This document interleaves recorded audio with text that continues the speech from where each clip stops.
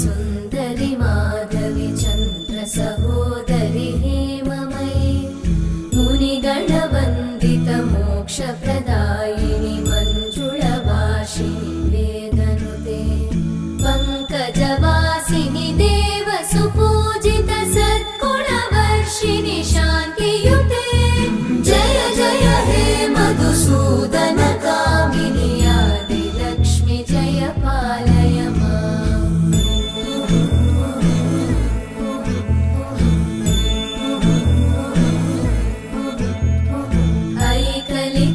ऐकलिकल्मषनाशिनि कामिनि वैदिक